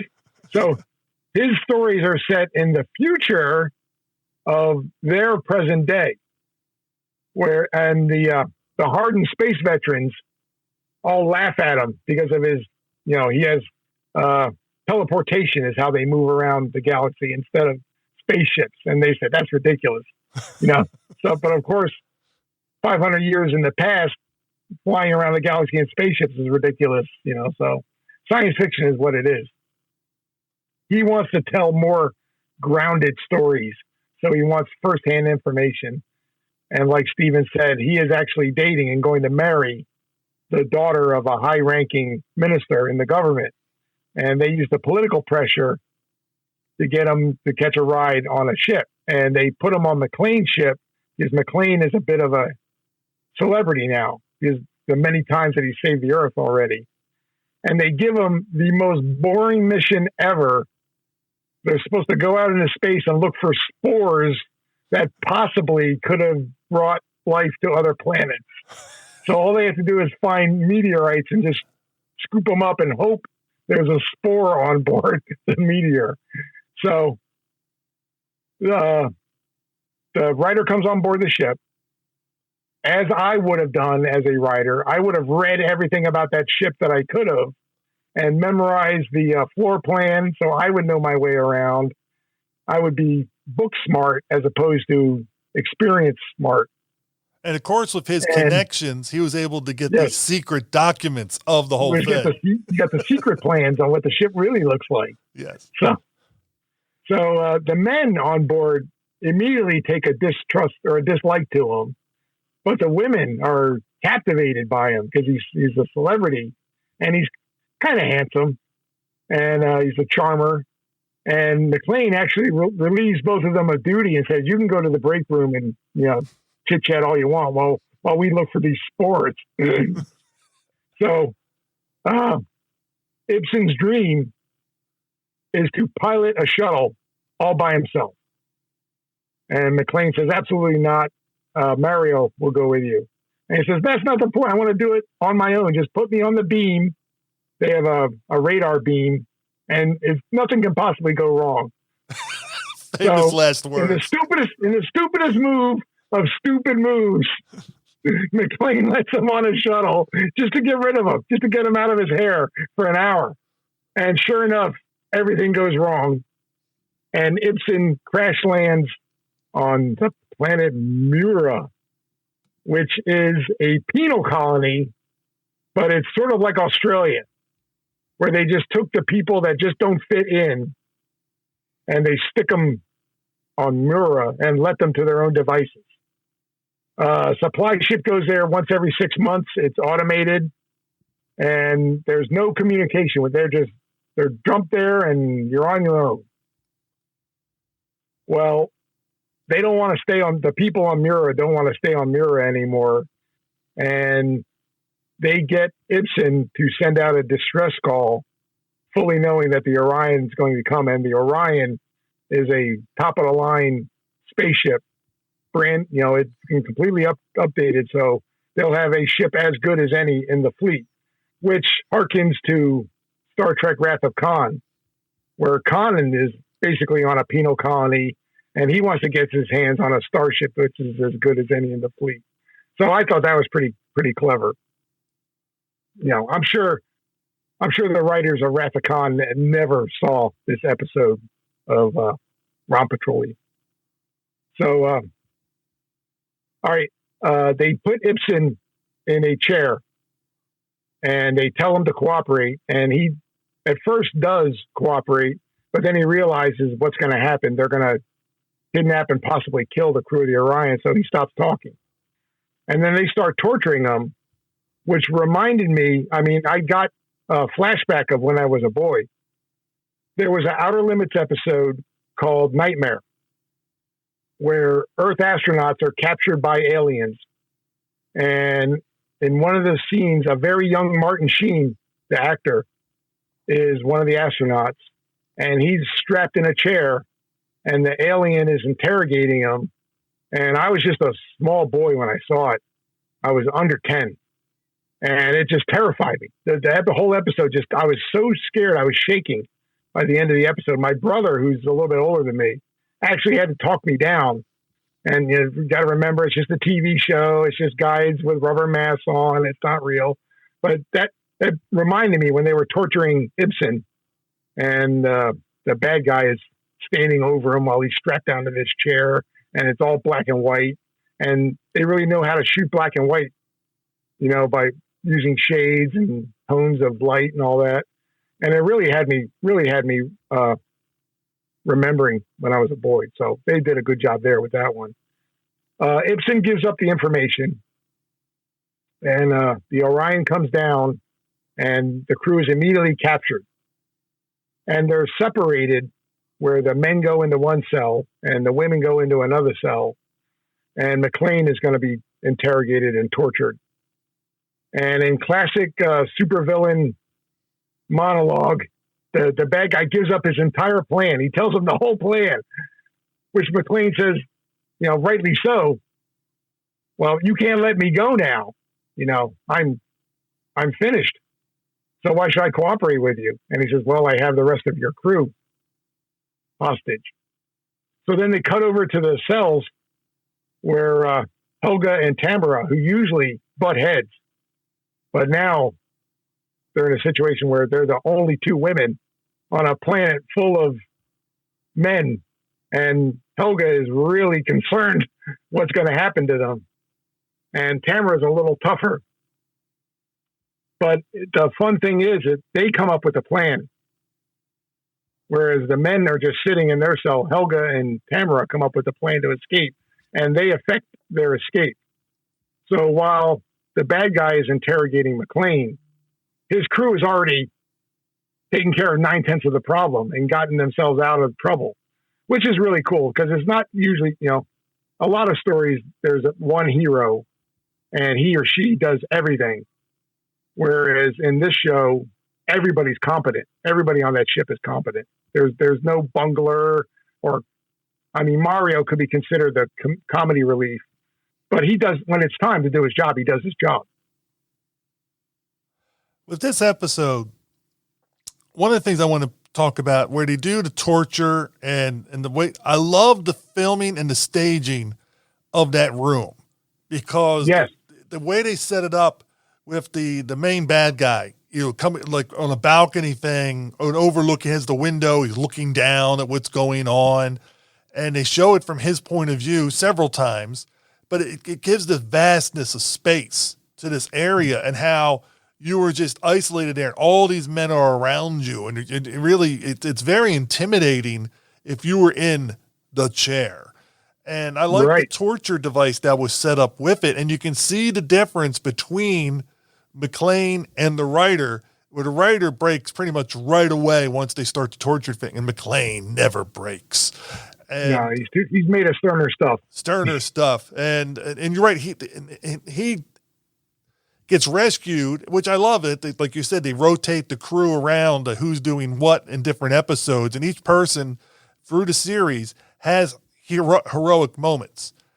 And I always thought it was interesting, as the crew's doing all this work, the main bad guy is saying to him, oh, you succeeded again, McClane. And I'm thinking, by making me talk, it's like, he didn't do much to make you talk. You were already talking, but here McClane's just sitting in a chair, can't go anywhere, yet he succeeded. Who knew? I mean, basically by doing nothing, this guy is giving him the full credit of successfully messing up his plans. But one thing I want to say a little different. He was going to kill McClane right after he was done explaining it. It was McClane explaining to him that he needed him and the crew in order to pilot the thing. So when the guy said, why are you telling me this? When McClane said that, he says, I'm telling you this because I'm going to kill you right after I'm done. I love this line. He goes, but I don't have many people here to talk to. You're a man. It's not stupid. I hate stupidity. I love to talk to you. And when he said I hate stupidity, I love McClane's line. It was something like, oh, so you must hate yourself. You must hate yourself. It was a great line. All his men are surrounding him, and he's saying, I hate stupidity. Everybody here is stupid. Did you catch the bad guy's name? It's Taurine. Yes. Which immediately, I believe that's a French word, and it's the first thing that popped in my head was a soup tureen, which is a bowl with a lid. I'm saying, is there any connotation of why they would call him tureen? I don't know. I don't know either. But, it's a cultural thing, I'm sure, that we're missing. And yeah. I do know one guy that would know. Carlos, if you emailed us before, email us the answer. Let's reach out. We need our Monster Kid expert to tell us what the name Tureen means. So there's a couple. Once again, I don't want to spoil the ending. It's very exciting. There's a big fight. Here's another Star Trek reference. In Star Trek, the fights are very similar to a Western barroom or saloon brawl, where it's a lot of fisticuffs, punching, kicking, throwing, things like that.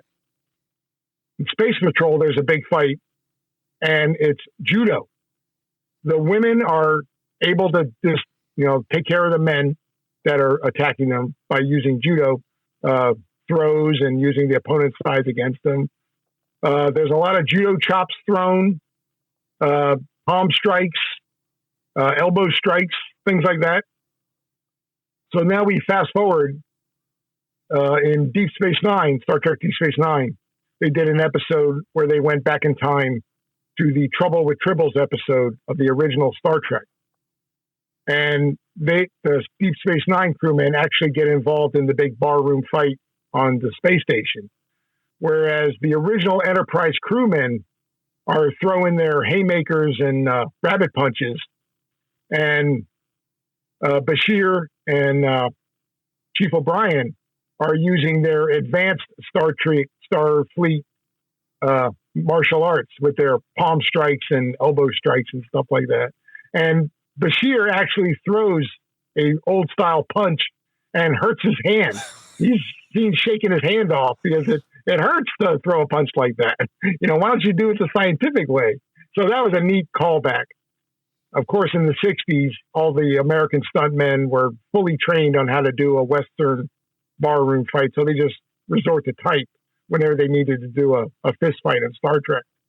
In Space Patrol, they said, this is the future. We're not going to throw punches around. We're going to use martial arts. And I enjoyed that fight. I enjoyed that fight a lot.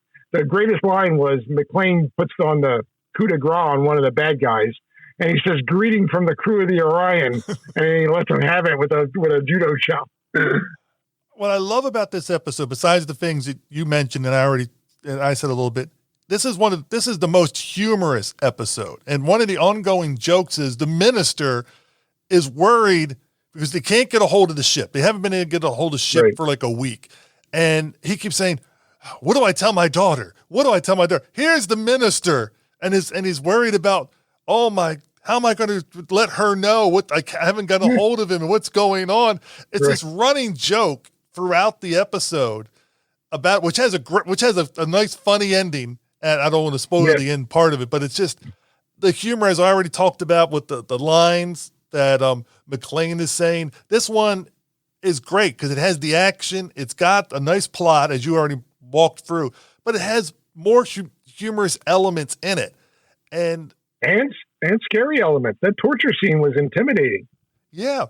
And one thing I want to mention, though, throughout all the episodes, something that is now probably unintentionally funny, but probably was funny in 1966 too, I would think, is the futuristic interpretation of dance at the nightclub. And how you see it in different episodes. Sometimes it's shown a lot more in episodes. Sometimes it's shown a little bit. But some of these episodes, they were really showing the dancing. And I'm watching it thinking, who came up with this? Because, I've seen stuff like in Buck Rogers in the 25th century, and that was like a interpretation of disco, at least moved up. So you can understand it. I don't know where in the world these dance steps came from and who came up with it, but to me, it's the one thing that I don't think it would have worked in the time it came out, and I know it doesn't work now, but it's just kind of funny when you watch people doing some of the. I know this is an audio podcast, but if you watch the episode, if you want to see something unintentionally funny, watch the dances that everybody's doing in the future, or I guess we'll be doing in the future, Mark. We will be doing, yes. Well, maybe some people will. I'm not much of a dancer. But I have seen dancing in the modern day of America, and I don't get it. So I can understand that in the future it could be really odd. There was a written, unwritten rule in Star Trek. Don't show us what music in the future is going to be like. If you, all through Next Generation and into Star Trek Voyager, I think, they always played classical music. Whenever there was somebody playing an instrument, it was always classical music. In the one original series episode with the space hippies, they tried to do some kind of futuristic music, and it really just didn't work. So they got away from that awfully quick, and they took the safe route. Now, here in Space Patrol, they said, we're going to go for it, and it didn't work. I don't think it worked. It's fun to watch in the background, but if you notice, McClane doesn't go dancing. He never goes dancing. Makes you like McClane even more, and that kind of thing. Because it's interesting dancing, and sometimes it's not even in the background. Sometimes they're just showing you what's going on, and they're just all you see is the dancing. So it's kind of like, oh, really? But it's funny. I mean, whatever. But this whole episode there's the humor to it. I enjoy it. It's my number 3, but again, my top 3 are very close. So obviously, my number 2 is this next episode, which is the final episode of the series, Invasion. Invasion. This is where everything comes together. All the pieces they've laid out all come together in this episode. It definitely is a fitting finale for a mini-series. And I'm going to call this, instead of a series, we should call it a 7-episode mini-series, because this was smartly written. But to give you a brief synopsis, unusual behavior by high-ranking intelligent officials makes Commander McClane suspect a conspiracy. No one listens to his warnings until it's too late. The invasion by the frogs is already underway. Oh, doesn't that make you want to just jump to the last episode and watch that one? But then you miss all the setup. It's everything building absolutely up. And because one of my favorite things about this episode is that a character that we're shown earlier in the series who we like, has a twist in this episode. And I think that's when it hits home, because I like that they've smartly established the character. We know who this character is, and we know what's going on. And then it hurts more when you see something happen to them. And I think that's smart writing, because they could have just introduced this character at the beginning of the episode, or maybe not at all, and just, they changed. I think it was better to use an established character or supporting character. Right. They did a really good job on this one. Colonel Villa, the head of the Secret Service, Tamara's boss. Security Service. Is on Tamara's boss. Yeah, but the Security Service, not Secret Service. The Security Service, yes. You said Secret Service. It's easy to do. I'm sorry, I apologize. Take away my Monster Kid card, please. Okay, so he's on a secret mission to the planet Gordon, which the Space Patrol does not know any of the details. There is a solar storm going on that the captain of his ship says is incredibly dangerous, more powerful than anything he's ever encountered before. And Villa recognizes it as I want to get this right now, gravitational, I wrote it down, gravitational waves, which is not a solar storm. And he says, we have to contact the Earth and tell them exactly what's going on. And the message does get through, and McClane just happens to be listening in. And he remembers from the very first episode how they encountered gravity waves also. So he knows exactly what's going on. The frogs are mixed up with this. And just to give credit, I was saying, and Villa even says in his transmission, this happened to McClane. So it's like, that's why he knew this is strange, this is weird. And which is this is an important plot point to what's going to happen in the episode. Right. The crew is presumed lost in the storm. And then after a few days go by, all of a sudden Villa appears. He's alive and he's well. And he returns to Earth, and he's shaking it off. What happened was no big deal. I'm sorry we lost some men, but it happens in a solar storm. And McClane is sitting in on the meeting because he's an expert on these gravity waves. And he says, "Didn't you mention gravity waves?" And Villa says, "No, I misspoke." And then completely changes the subject. And McClane keeps hammering him. And he's a junior officer. And one of the generals tells him, "Just sit down and be quiet." And of course, McClane cannot sit down and be quiet. He starts his own investigation without permission. Now, his one ally is Villa, but Villa can't be trusted anymore.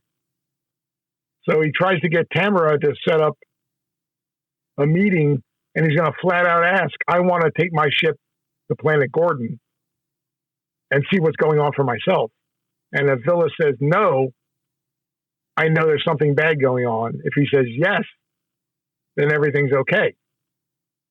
So he challenges him, and Villa says, "Yeah, go ahead." And McLean is stunned. "Can I be that wrong?" And he says, "Oh, but by the way, we're going to install some new equipment on your ship, and it's going to take several days. And then we're going to assign an engineer to go on the trip with you to monitor this new equipment." And McLean doesn't understand, "Well, what do we need new equipment for?" He says, "Well, there may be another solar storm." And that sets it back up into his head. There was no solar storm. It was gravity waves. He says, "I know it's gravity." And Bill is lying now. So, this must be a trap. And Villa wants to break up the team. So he immediately reassigns Tamara back to Earth duty. She doesn't get to go on the ship. And well, actually, they disguise it as she's about to get a promotion. Well, he disguised it, but prior to that, he called her because McLean asked her to do some spying, and she got caught, and she got arrested by the security service type people. Mm-hmm. So yeah, he's telling him this, but we already know as a viewer, she has been apprehended, and you start to wonder. Well, I'll get to after you've done the thing. Like who might become what. Right.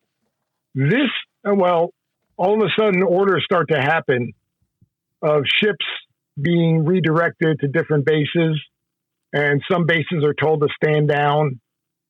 And if you line up all the dots, it's a direct line from Planet Gordon to planet Earth. And McLean he's just not buying it. He's just not buying it. And he goes on the mission with the engineer to go investigate Gordon, when, once again, we as viewers, we see Villa starting to operate out in the open now. He's starting to give direct orders to his staff to reposition ships and shut down defenses, all without the Space Patrol knowing what's going on. And once again, I can't stand spoiling it. I want to talk so much about this episode, but I don't want to spoil it. There's so much action and excitement going on that I don't want to give away too much. And it's really quite clever how the plot is discovered by the Space Patrol. And it's not McLean that, once again, it's not McLean that does it. One of the other crew members, is able to turn the tables on Villa. One of the things I want to bring up, and I kind of touched this earlier, and then with Villa, as we said, comes back, and he's different than he was before.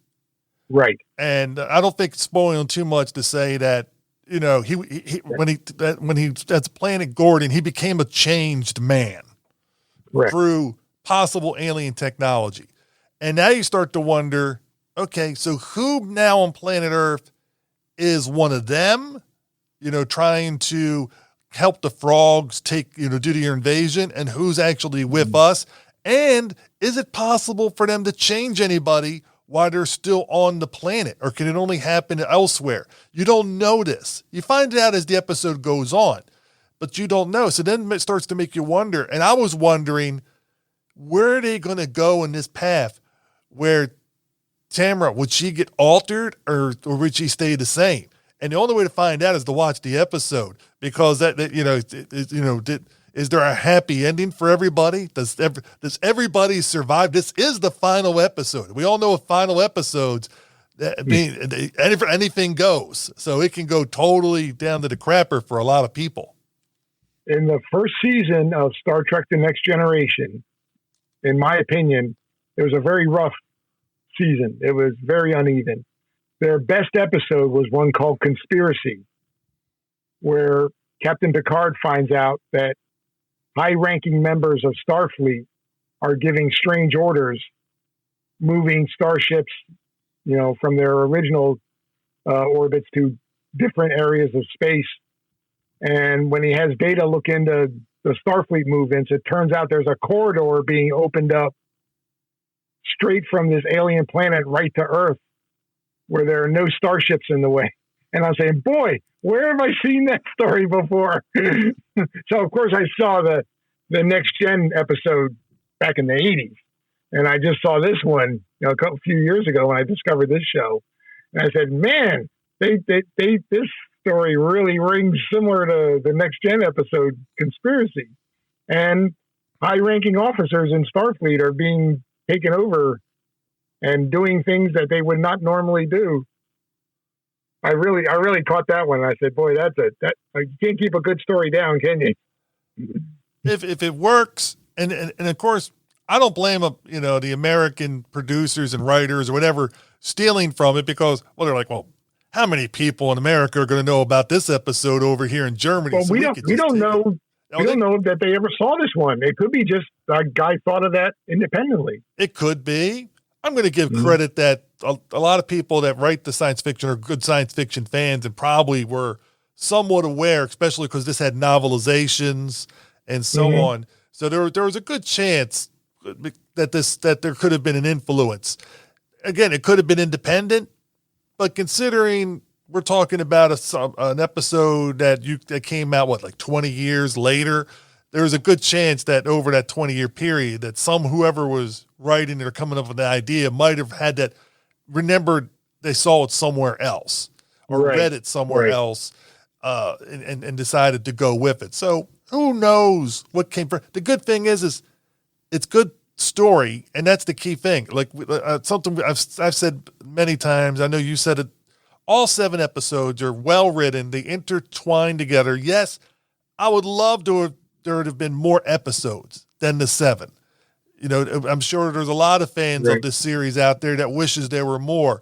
But I also say, if the story is done, then let it be finished. If this is all you can come up with to put on TV, that's fine. I mean, there's like 150 novelizations or something like that. So there's plenty of stories out there that people could seek out, especially if you can read German. There's probably, I think there's only a small percentage of that available in English magazines, which are translated. But if you know German, then there's a lot out there for you to utilize and to go for. But this is a wonderful series. It's 7 hours of good quality entertainment. Right. And it's something you've seen before, but it's something you've never seen before. The similarities to Star Trek are amazing. The differences from Star Trek are amazing. So it's something fresh, something new, and I highly recommend to anybody who's a Star Trek fan or a sci-fi fan, seek this one out. Steven said it. It's 7 hours. You've wasted 7 hours of your life doing dumb stuff before. Give it a shot. And I'll put it this way. This is 7 hours of well-written, well done television. Yet the effects are dated, but that's like anything from the 60s. Every show is dated. But if you were to put this out with the way it's written now compared to a lot of stuff that they're putting out on television or cable or whatever, streaming, this is definitely better than than most of those. So, I mean, instead of spending on something that's out there that has the great eye candy, but it's not filling, this doesn't have as great of eye candy compared to stuff nowadays, but it's filling in an emotional and not only emotional, but an intellectual manner. So highly recommend you do it, as Mark and I have been saying. And Mark, I want to thank you again for joining me to finish this series off on Derek's show. I'm happy to be here, and I'm always here to help if you guys need me. And Derek, I want to thank you for letting us do this to help you out. Thank you, Derek. And listeners, feel free to listen to more episodes of Monster Kid Radio as they come out, and I hope you enjoy it.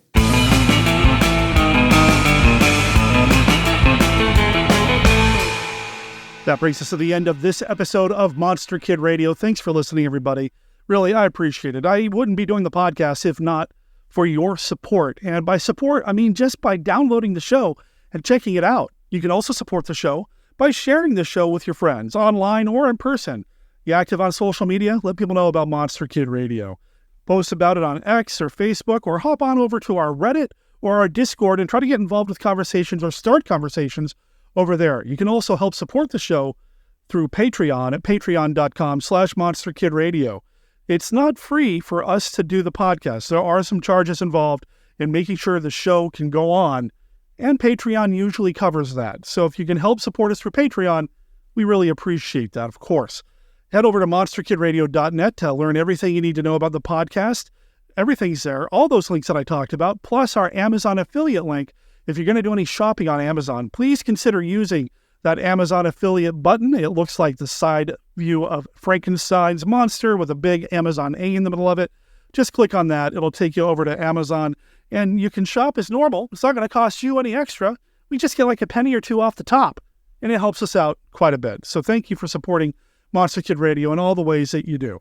I already told you a little bit earlier about what we've got coming up on Monster Kid Radio. I want to tell you about the Twitch stream, though. Like I said at the top of the show, we are going to keep it going with the Luchador movies for at least one more week. If you follow us on social media, whether that's X or Facebook, you'll learn first, though, about some of the big changes coming to Twitch in the very near future. So make sure you follow us over there so you can be kept up to date.